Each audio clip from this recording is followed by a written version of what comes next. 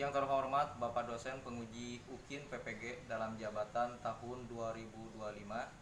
Perkenalkan, nama saya Ade Sunandar, guru mata pelajaran SKI di MTS Al-Khairiyah Ciranjang, sekaligus sebagai mahasiswa di LPTK IAIN Ambon dengan NIM 250310913. Pada hari ini, Sabtu, tanggal 10 Mei tahun 2025, saya akan melaksanakan praktek pembelajaran uji kinerja Daljab tahun 2025 batch 1 dengan mengambil tema pada kelas 9 bab 1 penyebaran agama Islam di Indonesia. Mohon masukan dan saran agar kedepannya pada pembelajaran saya akan lebih baik lagi. Berikut videonya, selamat menyaksikan. Terima kasih. Wassalamualaikum warahmatullahi wabarakatuh.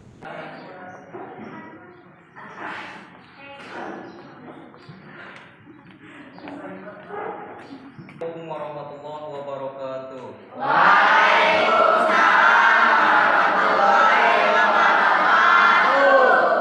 Apa kabar anak-anak?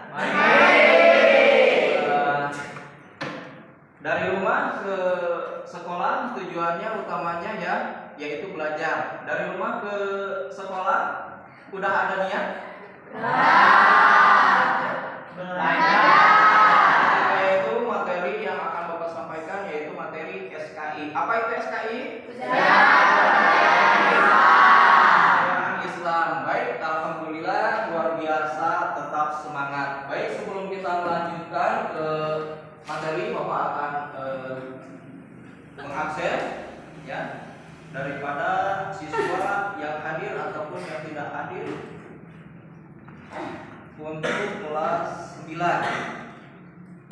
Hadir semuanya? Alhamdulillah ya. Kalau hadir berarti Bapak cukup menerangkan atau tujuan yang akan Bapak sampaikan, terutama di materi sejarah kebudayaan Islam.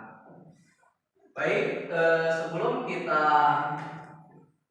memulai pelajaran ini, alangkah baiknya kita baca doa yang insya Allah dipimpin oleh KM ya. Silakan KM, pimpin baca doa.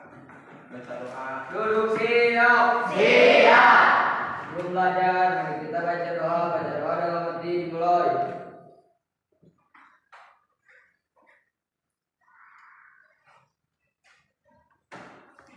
Beri salam. Assalamualaikum warahmatullahi wabarakatuh.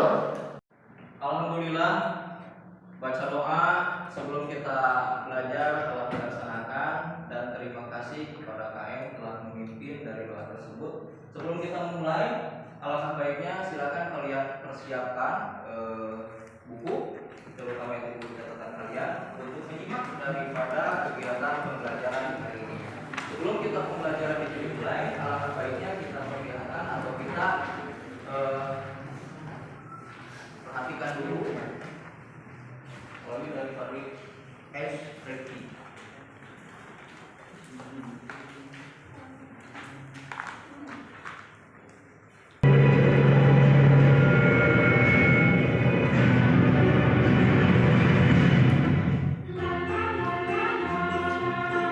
Silakan kalian perhatikan dan simak baik-baik nomor 1 daripada S. Reki ini.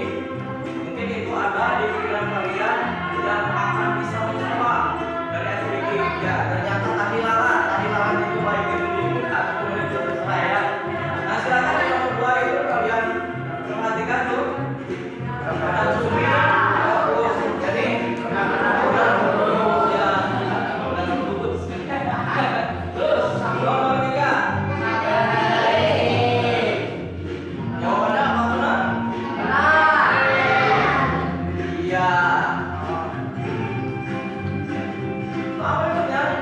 Ya, ternyata hebat, luar biasa.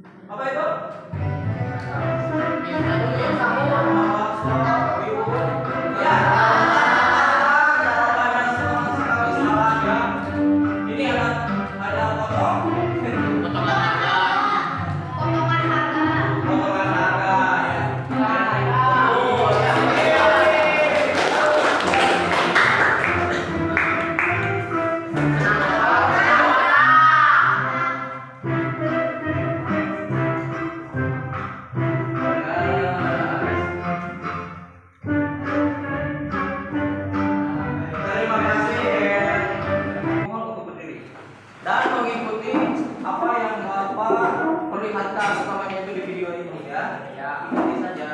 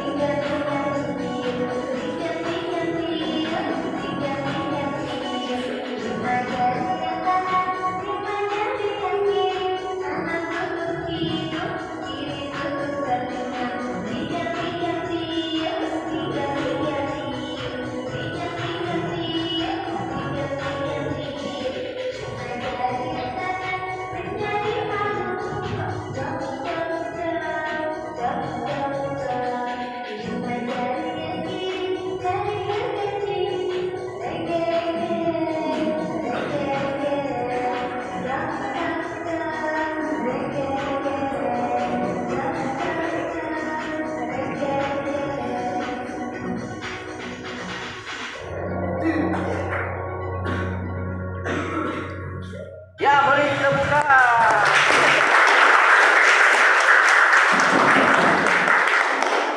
Terima kasih dan hatur thank you ya kepada siswa-siswi yang alhamdulillah masih semangat ya. Masih semangat? Di sini ada tujuan pembelajaran, ada 3 poin yang mungkin akan Bapak sampaikan. Yang pertama itu melalui model pembelajaran problem based learning atau C, peserta didik A dapat menjelaskan kondisi masyarakat sebelum Islam masuk ke Nusantara dengan kreatif, dengan level kognitif. Yang kedua, melalui model pembelajaran problem based learning, peserta didik dapat menjelaskan sejarah penyebaran Islam di Indonesia dengan kreatif, level kognitif.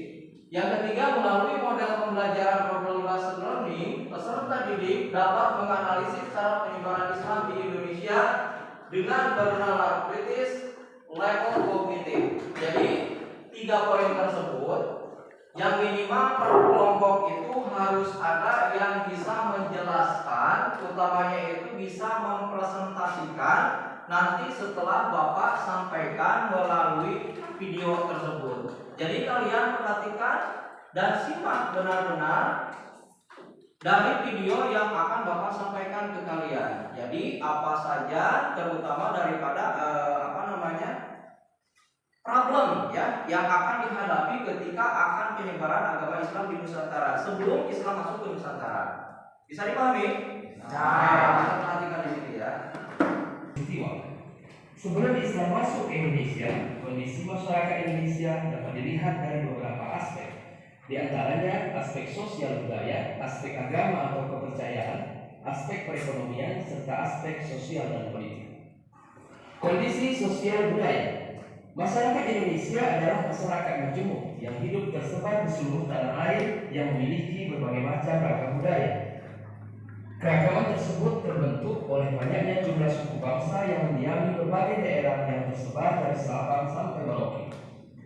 Suku-suku tersebut merupakan suatu golongan manusia yang anggota-anggotanya mengidentifikasi dirinya dengan sesama.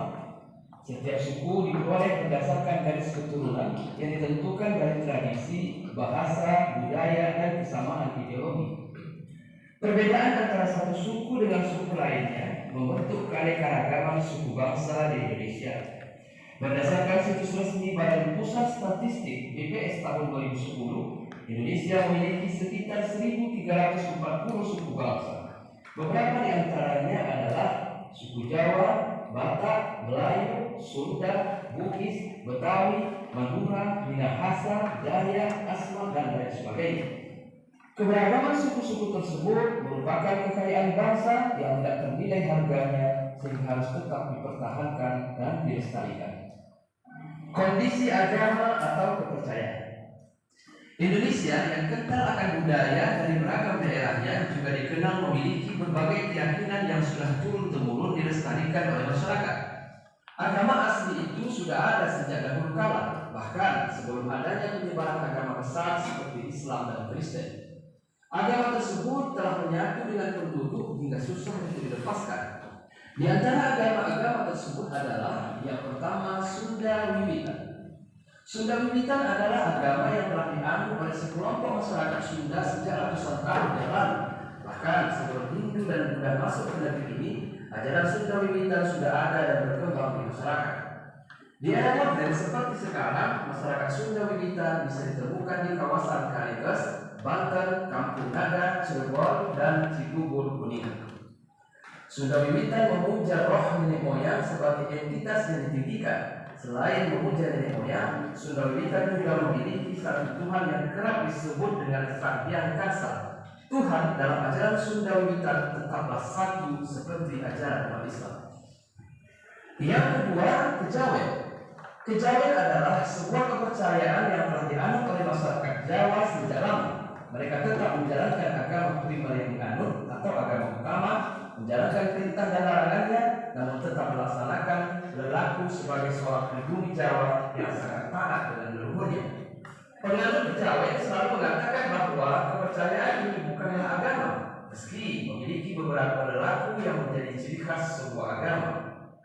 Kepercayaan kejawen memiliki beberapa misi dalam ajarannya. Mereka harus melaksanakan 4 hal wajib saat hidup. Seorang manusia Jawa harus bisa menjadi rahmat bagi dirinya sendiri, lalu mereka juga harus bisa menjadi rahmat bagi keluarga. 2 terakhir dari misi kejawen adalah menjadikan manusia sebagai rahmat bagi sesama dan juga rahmat bagi alam semesta. Yang ketiga, Marapu. Marapu adalah sebuah agama asli Pulau Sumba yang konon telah ada sejak ratusan tahun yang lalu. Orang dengan agama ini melakukan pemujaan kepada nenek moyang yang telah pergi dari dunia ini. Orang dengan agama Marapu percaya bahwa setelah kematian datang, mereka akan pergi ke sebuah tempat yang sangat indah bernama Prai Marapu. Tempat yang konon sangat indah itu bisa disamakan seperti surga di agama seperti Islam dan Kristen. Kompleksitas agama Marapu yang telah ada sejak ratusan tahun lalu bisa dilihat dari banyaknya upacara keragaman. Hal-hal yang berkaitan dengan daur hidup seperti kematian, kelahiran, dan pernikahan akan diwujudkan menjadi pesta besar. Selain masalah tradisi, orang dengan agama ini juga mengenal beberapa makhluk gaib, kekuatan gaib, dan mengeramatkan beberapa benda. Selanjutnya, Ugamo Malim. Ugamo Malim adalah agama asli dari suku Batak di kawasan Toba.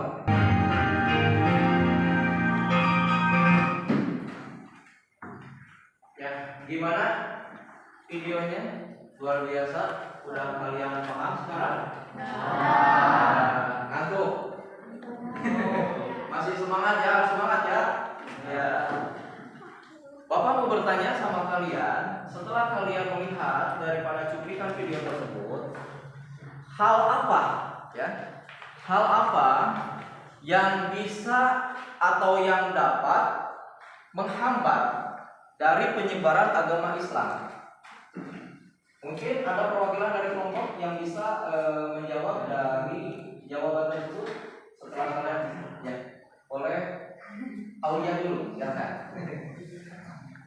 Masyarakat Indonesia sudah tidak mempunyai agama atau kepercayaan, contohnya agama Sunda Wiwitan. Ya, ya, beri tepukan.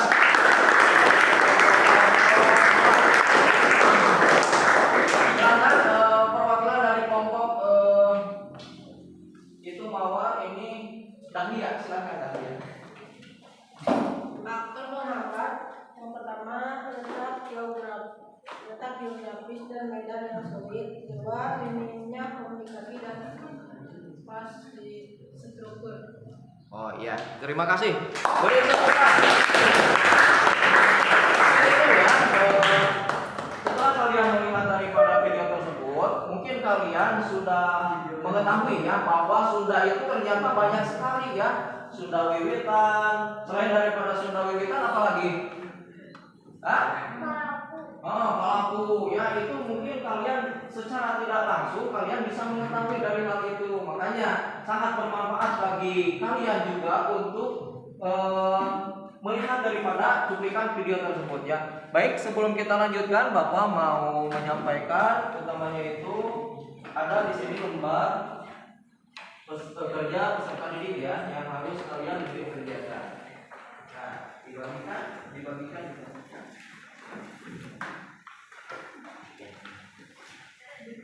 Teori-teori tersebut dapat kita ketahui bahwa Indonesia termasuk ke dalam salah satu wilayah yang letaknya cukup strategis. Wilayah Indonesia banyak dilalui oleh para pedagang yang berasal dari Timur Tengah, India, Malaka, dan Cina. Sebagian besar para pedagang tersebut memeluk agama Islam. Pedagang Islam inilah yang berperan penting dalam proses masuknya agama dan kebudayaan Islam di Indonesia. Meskipun demikian, banyaknya terdapat bukti Teologi juga memiliki kelemahannya. Salah satunya yaitu kurangnya fakta terkait peranan bangsa Arab dalam proses penyebaran agama Islam di Indonesia, sehingga teologi masih dianggap lemah keberadaannya dan melakukan teori yang keempat, yaitu teori Cina. Teori yang terakhir yaitu teori Cina, yang mengatakan bahwa agama Islam masuk ke Nusantara yaitu pada abad ke-7 dan dibawa oleh para saudagar Cina yang sejak dulu sudah dikenal sebagai pedagang di Indonesia. Para pedagang dari Cina ini sudah beragama Islam, kemudian menyebarkan agama Islam ke Nusantara. Masuknya agama Islam ke Indonesia juga dipercaya bertepatan dengan banyaknya migrasi orang Cina Muslim ke negara Asia Tenggara, terutama wilayah Nusantara yang pada umumnya kebanyakan memasuki daerah Sumatera bagian selatan yang terjadi pada abad ke-9 Masehi atau tahun 879 Masehi. Teori Cina ini juga didasarkan oleh beberapa bukti. Yang pertama, banyaknya jumlah pendakwa yang berasal dari keturunan Cina dan memiliki pengaruh yang besar pada masa Raja Demak. Raja Demak sendiri merupakan kerajaan Islam pertama yang ada di Pulau Jawa, sehingga hal tersebut menjadi faktor besar dalam teori ini. Terdapat pula penjelasan mengenai Kesultanan Demak yang menjadikan oleh kata yang merupakan keturunan dari Cina. Bukti yang kedua yaitu terdapat pada masjid di beberapa kota di Indonesia yang memiliki arsitektur Cina, seperti contohnya Masjid Cengho di Surabaya yang kaya akan ornamen Cina. Laksamana Cengho sendiri dipercaya sebagai seorang penjelajah musuh Cina yang turut menyebarkan Islam di Nusantara. Selain itu, adanya catatan penulisan gelar raja-raja Islam yang ditulis dengan menggunakan istilah Cina. Meskipun didukung oleh beberapa bukti, teori Cina juga memiliki kelemahannya yang membuatnya ditentang oleh beberapa ahli. Pasalnya, teori Cina tidak menjelaskan awal masuknya Islam ke Nusantara. Teori Cina hanya menjelaskan peranan Cina dalam pemberitaan yang membuat bukti-bukti Islam telah datang ke Nusantara. Nah, anak-anak, itu tadi merupakan 4 teori masuknya agama Islam ke Nusantara. Walaupun semuanya memiliki bukti masing-masing, tetapi juga dari 4 hal tersebut memiliki kelemahannya, sehingga masih banyak hal-hal yang perlu dilakukan untuk mencari fakta dan juga bukti terkait bangsa mana yang pertama kali menyebarkan agama Islam ke Nusantara. Mungkin cukup sekian yang bisa saya sampaikan pada video kali ini. Terima kasih atas perhatiannya. Wassalamualaikum warahmatullahi wabarakatuh. Waalaikumsalam warahmatullahi wabarakatuh.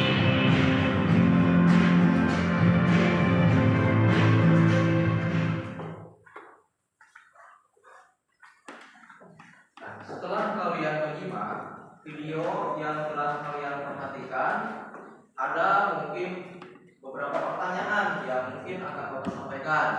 Yang pertama, dari video kalian simak ini membahas tentang apa? Teori Masuknya Islam ke Nusantara dengan beberapa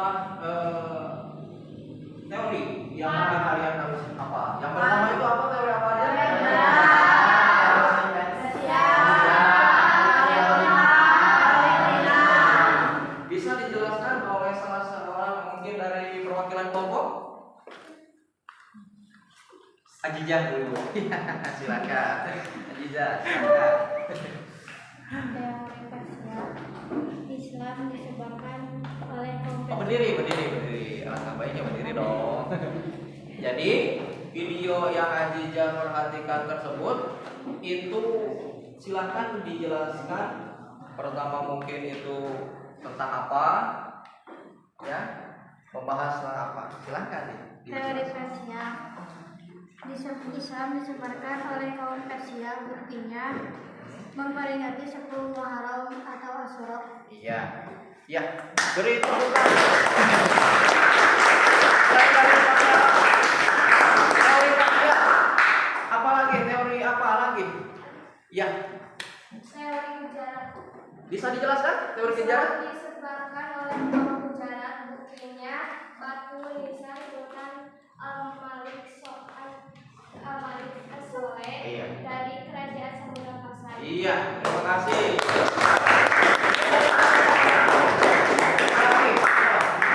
Teori Mekah. Teori Mekah, ya jelaskan. Islam dibawa oleh orang-orang Arab. Islam dibawa oleh orang-orang Arab. Iya. Buktinya apa?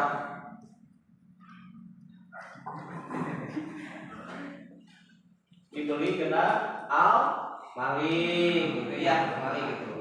Terus yang terakhir, teori. Yang terakhir teori Cina. Ya. Islam dibawa oleh orang-orang Cina. Buktinya banyak orang-orang Cina yang datang ke Nusantara, contohnya di Palembang atau di Sumatera Selatan. Iya, terima kasih.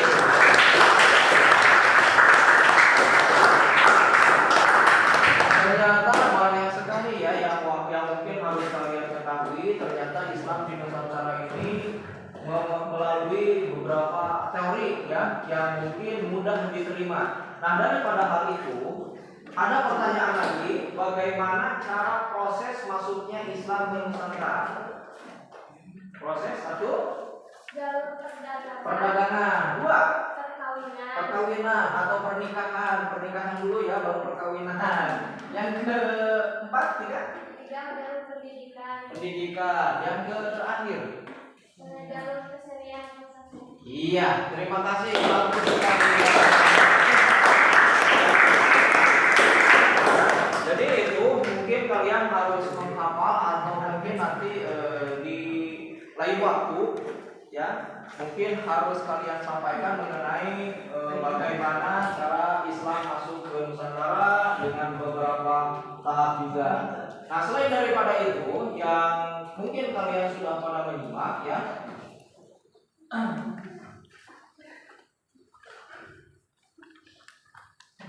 apa daripada faktor ya penyebab agama Islam dapat cepat diterima oleh masyarakat Indonesia? Nina, boleh bisa jawab? Dengan runtuhnya kerajaan Majapahit. Betul, satu. Dua, Syarat masuknya Islam sangat mudah dengan mengucapkan 2 kalimat syahadat. iya. Tiga, Upacara-upacara yang sangat sederhana dilakukan secara damai dan tidak mengenal kasta. kasta. Iya, terima kasih. Luar biasa sekali ya jawabannya, para teman sekali ternyata sudah menyimak ternyata ya daripada video tersebut. Baik, sebelumnya setelah kalian memperhatikan daripada video tersebut, kalian silahkan isi LKPD tersebut. Setelah kalian isi LKPD tersebut, kalian masing-masing kelompok atau perwakilan kelompok mempresentasikan dari hasil jawaban yang ada di lembar jawaban tersebut.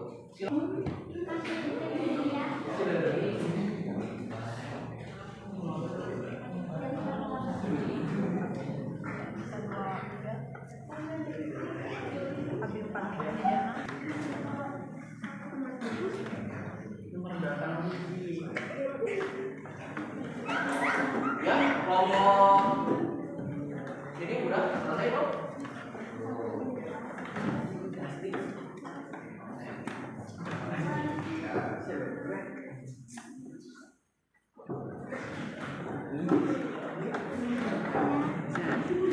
berikut ini. Sudah selesai? Contohnya apa coba?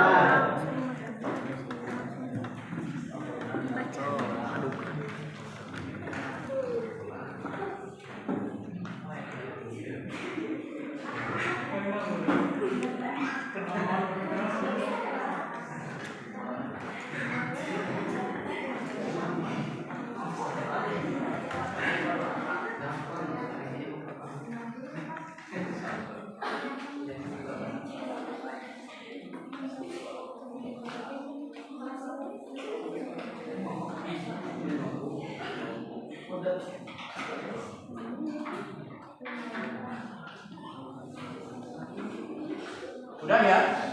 Waktunya selesai. Mungkin ada perwakilan dari masing-masing kelompok ya untuk bisa mempresentasikan dari jawaban yang telah Bapak berikan. Boleh berdiri ya, boleh ke depan. Lebih baik itu berdiri di depan. Ya, itu lebih baik ya. Kalau misalkan apa saya cukup di sana aja nggak apa-apa, asal berdiri. Jadi silakan mulai dari nomor 1, silakan dipresentasikan. Siapa?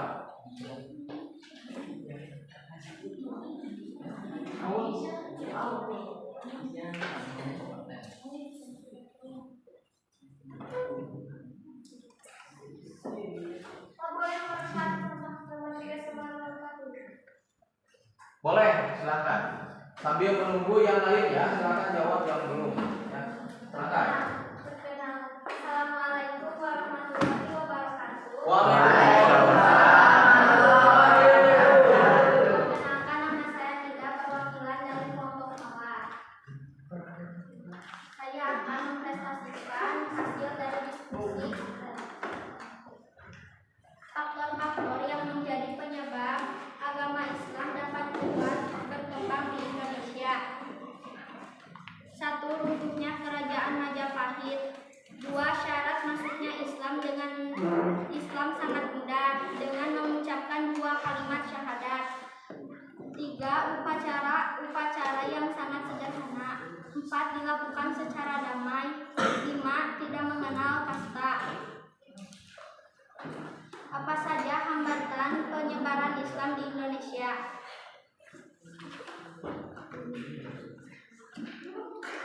Hambatan perlawanan dari kerajaan Hindu dan Buddha. Kedua, perbedaan budaya dan kepercayaan. 3. Letak geografis dan medan yang sulit. 4. Minimnya komunikasi dan Infrastruktur. Ya. Tidak ada apa-apa. Ya, boleh.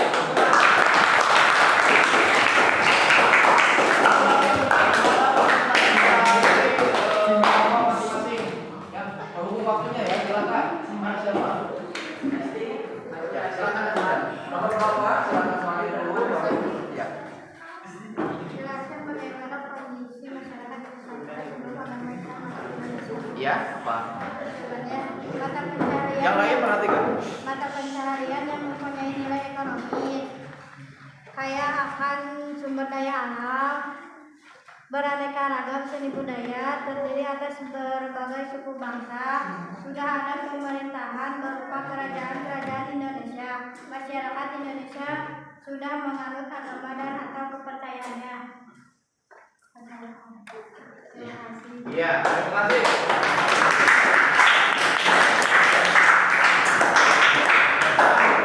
Semuanya sudah selesai. Kalau sudah selesai, silakan dikumpulkan lembar kerja kalian ya. Nah, dikumpulkan kelompok terus disimpan di meja papan.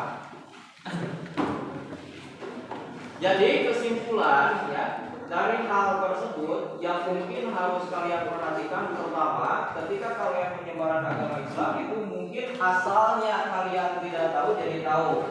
Karena apa? Yang namanya ilmu itu adalah nurun latifatun ya, cahaya yang lembut yang tidak bisa diketahui akan tetapi bisa dirasakan, itu yang namanya ilmu. Bahkan yang namanya dengan ilmu itu kalian bisa memahami, dan yang namanya ilmu itu tidak berat untuk dibawa-bawa ya.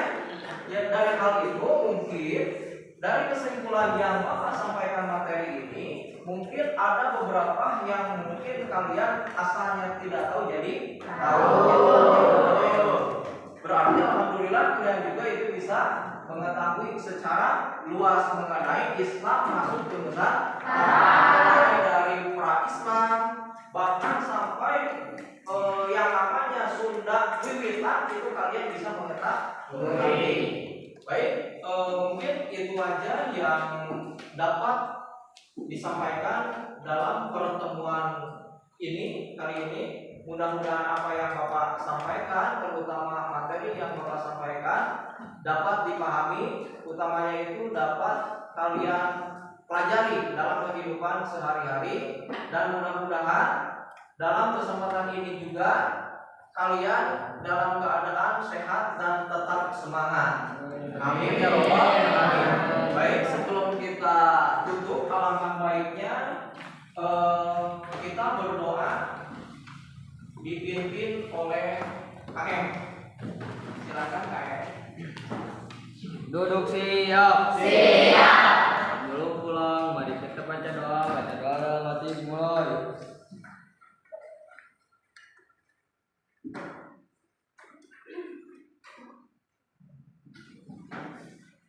Beri salam.